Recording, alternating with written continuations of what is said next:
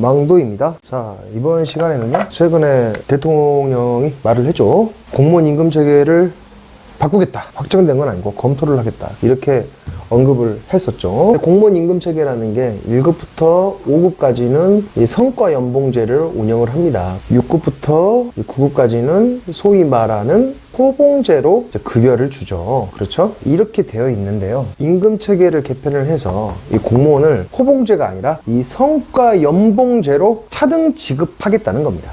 의견이 분분하죠. 공무원 노조 입장에서는 조직 문화를 해칠 수가 있다. 그리고 경쟁 문화를 조성할 수 있어서 안 좋다. 뭐 이런 식으로 말을 하겠죠. 인사노무관리라고 하잖아요. 공무원 세계에서는 인사행정이라고 합니다. 민간에서는 인사관리라고 하는데 지금은 인사노무관리 이렇게 부르고는 하죠. 현대적 조직 사회에서는요, 민간 기준이에요. 성과가 있고요. 그리고 능력이 있습니다. 이게 우리나라 기준으로 실제 현실을 말하는 건 아니고 이론을 말씀드리는 거예요. 이 성과가 좋은 사람은 보수를 바꿔줍니다. 높게. 능력이 좋은 사람은 보상을 승진으로 하게 합니다. 성과에 대한 대가는 보수로, 능력에 대한 대가는 승진으로. 물론 우리나라 실정상으로는 이렇게 꼭 되진 않습니다. 공무원 사이는 이 성과와 능력이라는 게 되게 모호하죠. 요거를 하나로 이렇게 보수의 대가성을 확실하게 챙겨주겠다. 이런 거거든요. 어찌되었건 공무원도 성과를 내라 라는 겁니다. 아마 이 성과에는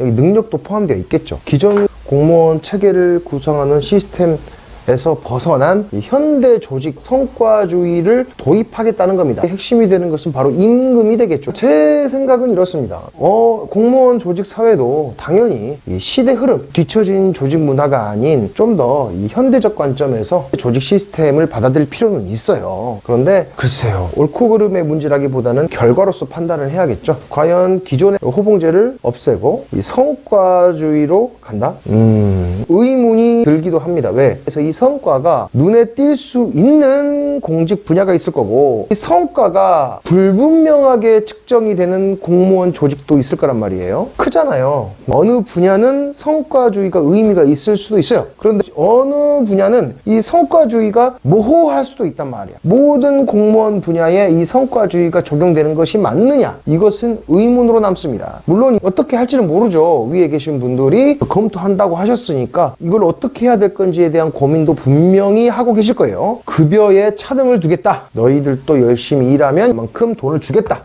회사차. 이게 사실 누군가에게는 환영할 만한 일이 될 수도 있어요.